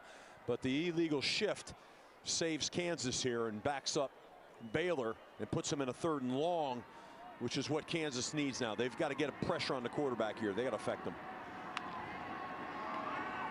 Robertson has been so good today. Runs out of time in the pocket, and he picks up the first down. How about Sawyer Robertson? When he has to run, he's not bad. Yeah, they come with an internal blitz, backer blitz, and I tell you what, you got to give Sawyer Robertson a lot of credit. He stuffed that thing up in there, ran physical, and went and got the first down to keep the drive alive. Jake Spavital said, he runs a lot better than I thought he would when he first came to Waco. They go back to B-Wash, and look out, there he goes. Bryson Washington. Did he make it? No, they're going to mark him short down at the 1. 50-yard run for Washington. Jalen Todd with the touchdown saving tackle. Taking nothing away here from Washington, but look at the Kansas defense. They look like they have cement shoes on right now. The tempo has worn them down, and Washington is running strong, and the combination's too much. Washington trying to finish it off. Second effort. No indication that he got in yet. He is short. So it'll be second down and goal. I love Washington putting that ball high and tight. He knew they were going to get him from behind, and he wasn't going to allow that ball to get stripped. Great running, great awareness by the running back, Bryson Washington. Now they got to punch this thing in down here. They're inside the 1-yard line, and like to see him just let him get this touchdown, finish it off. Your lips to Baylor fans' ears. He deserved it. Touchdown, Bryson Washington, his second of the day.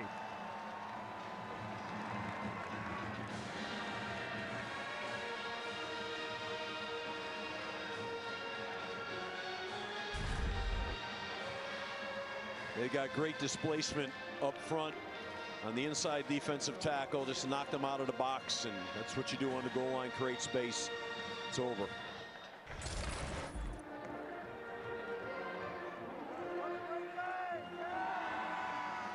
Another long drive for this Baylor offense, and Hankins pays it off with the PAT as Baylor has put on a clinic on offense. 42-17.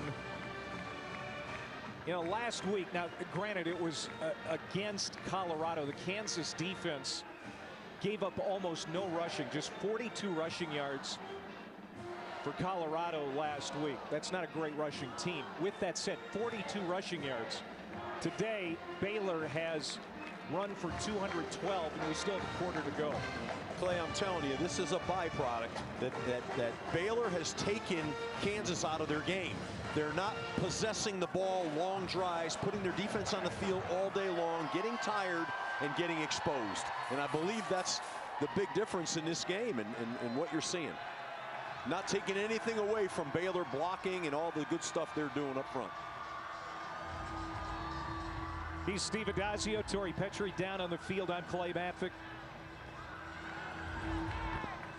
Baylor trying to win its 6th in a row. The longest winning streak since the 2021 Big 12 title season. End over end kick. And fair caught at the 5. Again, Baylor comes into the day 7-4, but they started out 2-4.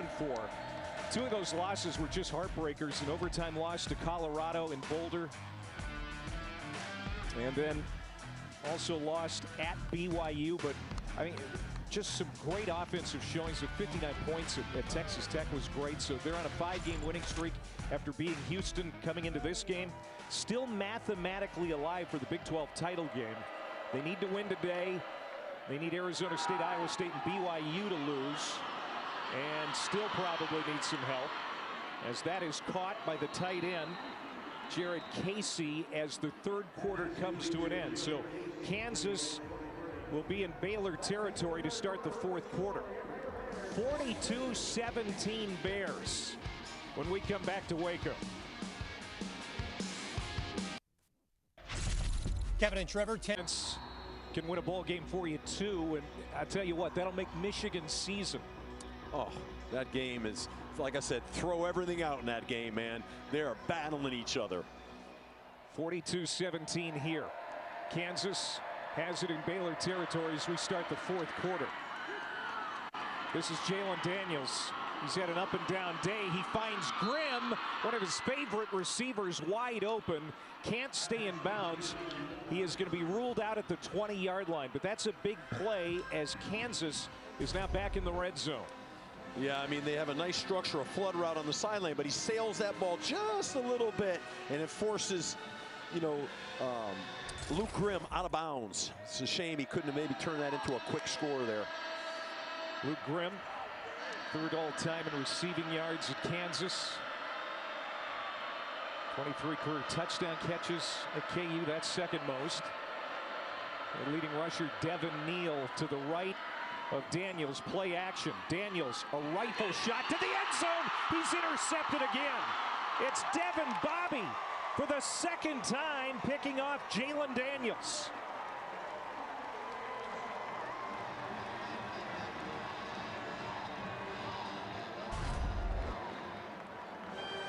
Now you see on the replay here, they're running a little play action pass, and he just lost the backside safety on the play.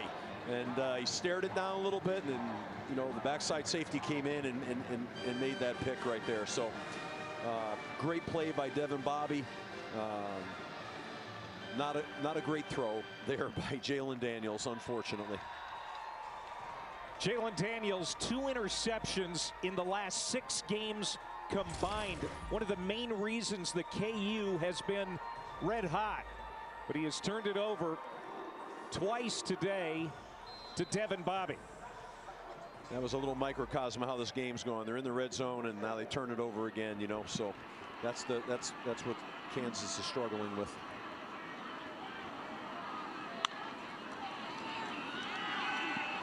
Robertson wants to throw on first down. It's incomplete, intended for Michael Trigg. They haven't had Trigg involved much today. They haven't really needed him, as this offense has been quite explosive without their athletic tight end. But Michael Trigg is an interesting study. Guy that you and I watched on tape this year and been really entertained by him. Extremely athletic. Great receiver as a tight end, working on his run blocking, has a chance to be a really good player at the next level. Robertson keeping it in the air. He's going to swing it out to Washington. Washington, first down and more. You know, Bryson Washington showing a lot of promise as a receiver as well. They haven't used him maybe as much as I think they would like. There's no doubt he's got good mitts. Yeah, he's an excellent receiver, and I don't know why Kansas can't seem to expand the linebackers out with him when he flares out like that, and he's just got too much space. Washington stays on his feet. Man, I don't know that he has been brought down on the initial hit once today. I think Bryson Washington is saying, hey, I know right now that Devin Neal is a great back, but I'm a great back too, and I'm going to be here. I'm going nowhere. I've got a few more years left to play here. He's exciting to watch. 22 carries, 162 yards, a couple of touchdowns. And now Monterey Baldwin again. You made a comment earlier about, you know, Kansas having to pursue to the outside, long runs to the sideline on almost every play, it seems, in the passing game. These perimeter screen plays and passes to the sideline are wearing this KU defense out. And that's what tempo teams really want to do. Whatever their mechanism is, get you to run sideline to sideline, then hit you in the middle, then hit you over the top vertically on play action. And they're doing it, running it perfect. Washington again. Wheeler makes the tackle. That's 6 more yards for the redshirt freshman. You know what I'm so impressed with, Clay, is Dave Aranda's decision here to take this defense over and be able to be hands-on, but yet having the ability to turn it over to Jake Spavital, a guy that's got head coaching experience and he trusts running this offense. I think the combination of that has just made this team really grow. Patient run for Washington, and he is not going to get there. So it'll be 3rd down and short, but Washington has gone over 1,000 yards on the season here today. And you mentioned it at the top of the broadcast. I mean, he didn't even play the first 2 weeks of the season because of an injury. Right. So it has been a remarkable season in every dimension for the redshirt freshman. Redshirt freshman. I mean, think about how many good years they have ahead with this young man. Pendergrass comes in for him, and he can get it done too. 6'2", 218 pounds when he gets going. It is hard to tackle him. 18 yards for Dawson Pendergrass. You see the fresh legs coming in, though? It's like everyone's tired on that field right now. And then Pendergrass comes in with those fresh legs and a little bit of size, and boom, he's bursting into the secondary. We go under 11 minutes to play here in Waco. Sawyer Robertson, all kinds of time, and now runs out of it, hit as he released, and fortunately he's able to pop up. Looks like he's going to be okay. Dylan Woodkey, the defensive end, blasted him from behind. Yeah, they say that he's really come on from Youngstown State, getting better as the season goes on and becoming a real force on the defense for Kansas.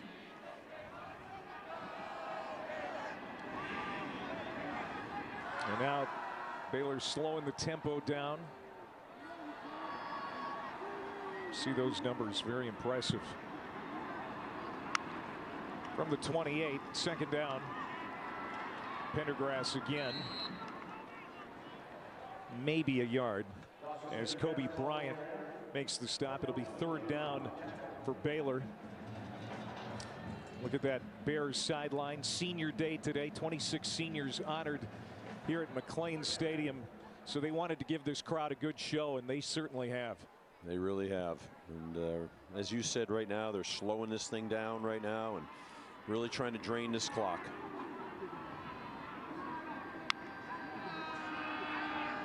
Robertson getting some pressure, got it off short to Kloffenstein, the tight end.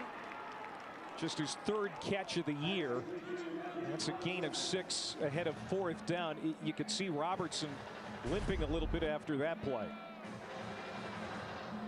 Yeah, he's taking his legs are getting turned. Oh yeah, he's getting turned in awkward directions right now. He's taking some shots. Such an impressive man when we talked to Robertson this week. He's really strong in his faith. He's persevered despite not winning the quarterback job at the start of the year and has turned in a great performance. 40-yard attempt for Hankins, and he got it. 45-17 as Baylor salvages points out of the drive. The Taco Bell Live Más student section here at McLean Stadium. Taco Bell Live Más student section of the year. Download the Taco Bell app to learn more.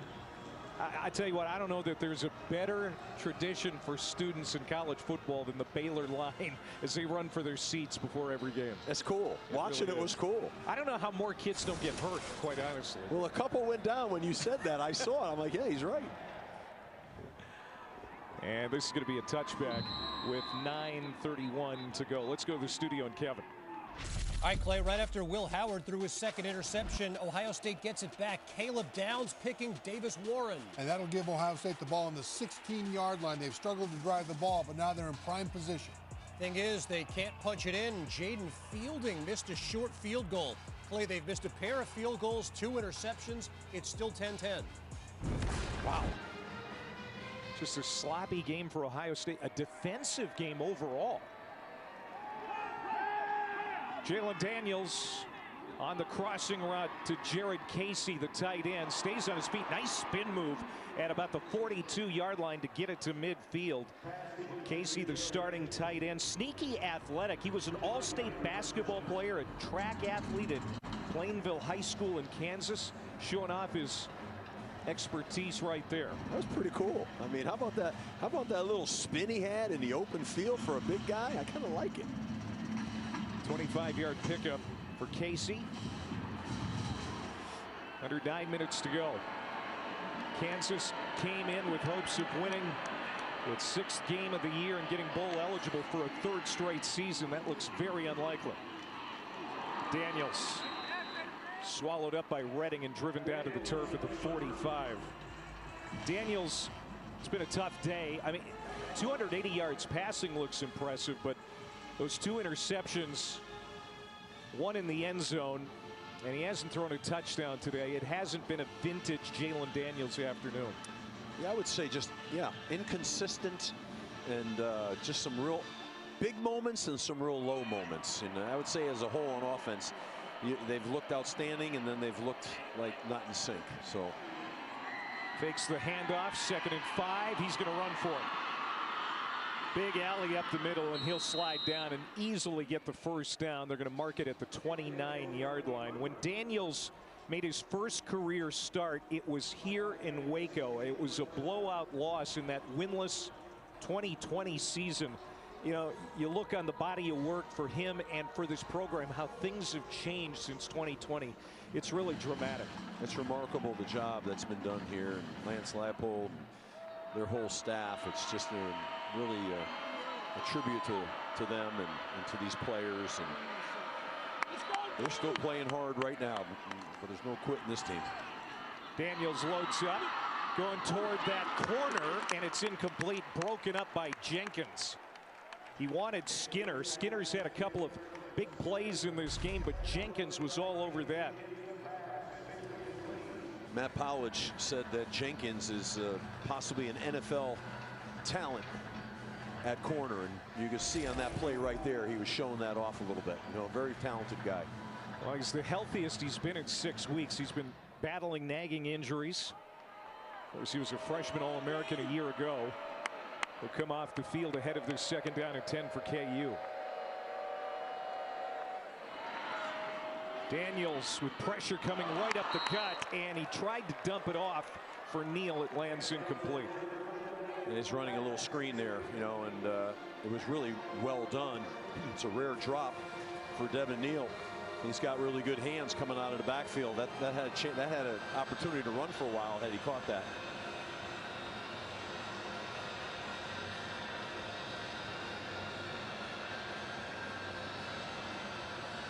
Obviously 2-down territory given the situation for KU. 3rd and 10. Just try to get half of it here right now and then get the other half. Neal. It's going to be close to a 1st down. I don't know that he got it. I'm going to mark him just short. It's going to be 4th down. And we've got a Baylor player slow to get up. I think it's Matt Jones, their linebacker, middle linebacker. Looked like he was grabbing at his leg a little bit there. I hope he's okay. He's the leader of that defense. As they check on Jones, we step aside.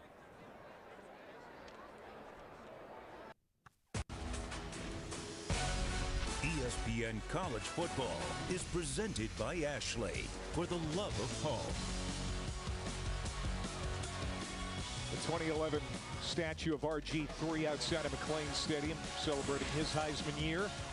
And speaking of the Heisman, Travis Hunter, what a day yesterday. Our College Football Awards Spotlight brought to you by the Home Depot. Hunter, a finalist for the following awards: Maxwell, Walter Camp, Bolitnikoff, Bednarik, and then, of course, the Heisman. He certainly did himself a lot of favors yesterday in trying to win that. Tune in to the Home Depot College Football Awards Show Thursday, December 12th at 9 o'clock on ESPN.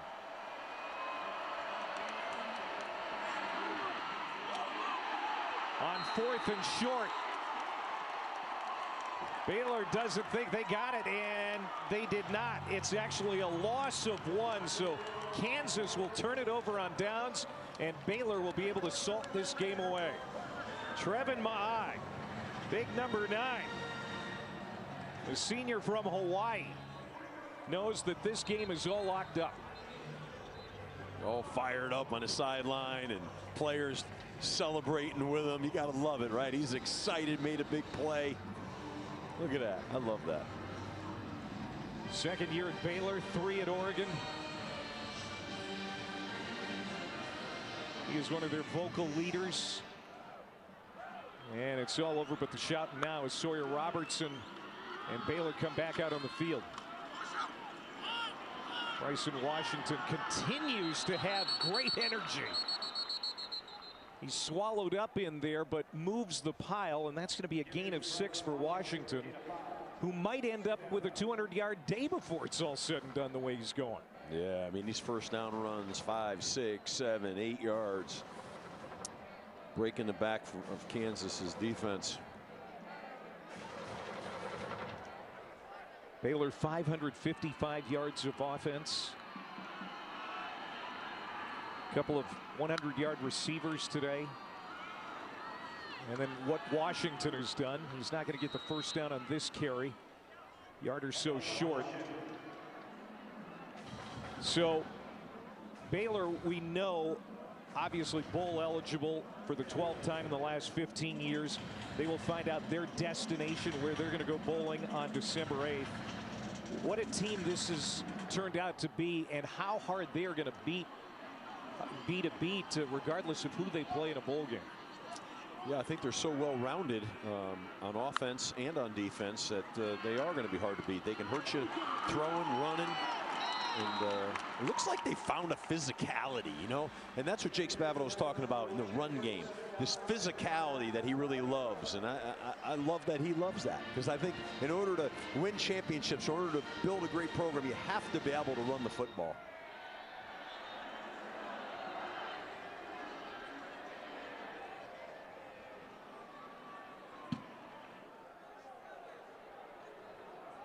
There's Jake Spavital, was head coach at Texas State for a time, was at Cal last year as the Bears offensive coordinator, now wearing green as the offensive coordinator of a different Bears unit. Back in the state of Texas. Seemed like a long way to go to the California Bears, didn't it?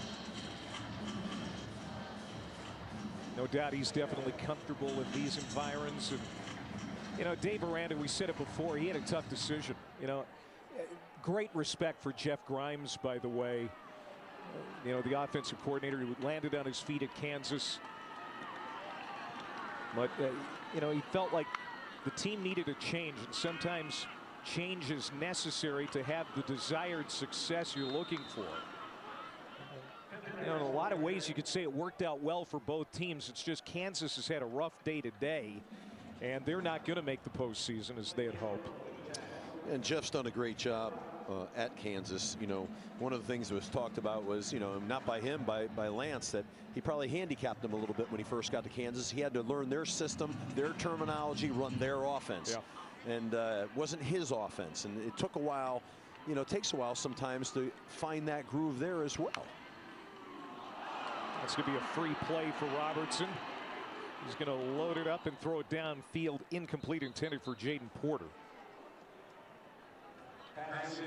Kansas was offside. Offside, number 46, defense. 5-yard penalty results in a first down. That's by Jobe, the Michigan State transfer.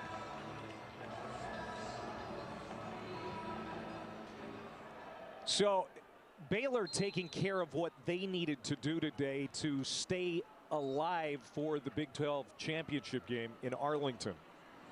Now, a lot needs to fall in line for them to actually get there. As Pendergrass bullies his way to the 40-yard line of Kansas. They still need Arizona State, Iowa State, and BYU to lose today, and then that still might not be enough. I mean, there's some other things that would have to fall in line as well. So Baylor doing what they could do to make that happen, and now they're just going to hope. Yeah, I mean, all you can control is what you can control, and they've done that. And, you know, it's probably not an easy path, but still statistically possible. On the draw to Pendergrass. We'll sneak ahead for a few more. Coming up at 3:30 Eastern on ABC. We'll take you out to Bryant Denny for Alabama and Auburn in the Iron Bowl, and we'll cap the night with Texas and Texas A&M in College Station. It's going to be a great day on ABC as Sawyer Robertson is going to come out of the game, and the backup quarterback Nate Bennett, a true freshman gunslinger from Southern California, will make an appearance. Yeah, he's going to get a little opportunity here. They like him, and they say he has a great arm talent, and you know, they might need to move the pocket with him a little bit, but they feel like he can really sling it. Jamal Bell, senior running back, getting a touch, and that'll take us to the 2-minute timeout here in Waco.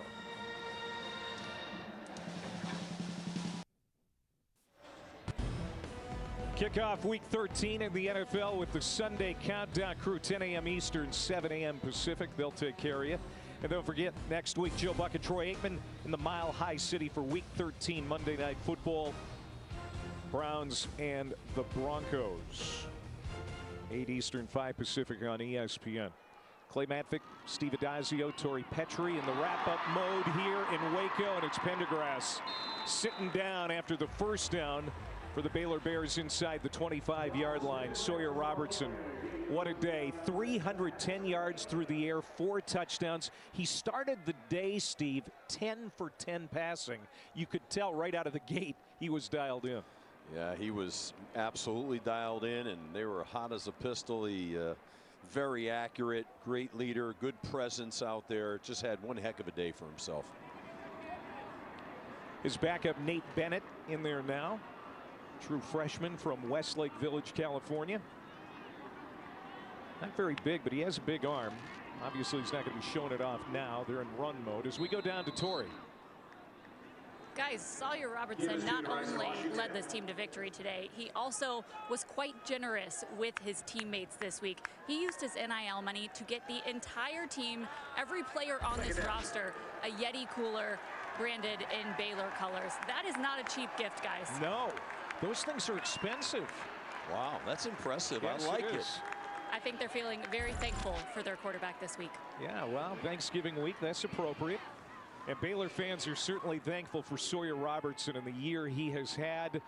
They are going to be going into the bowl season on a 6-game winning streak. He's a grounded guy, good guy. It's nice to see good guys having success like that. Well, that's what's right with college football.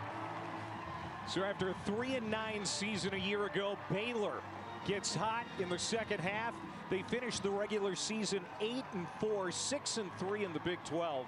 Dave Aranda has done a masterful job. And Lance Leipold and Kansas will be heading back to Lawrence without a bowl bid. But they certainly shook up the Big 12 here in the past month. They did, and it was a great finish to their season. I know it's not the way they wanted it to end here, but there's a lot to be looking forward to in the future in Kansas. Over 600 yards of offense for the Bears in a 45-17 convincing win at home. Coming up next, college football scoreboard. For Steve Adazio, Tori Petrie, I'm Clay Matvick saying so long from McLean Stadium. Stay tuned for Kevin Connors and Trevor Manich in the studio right after this timeout.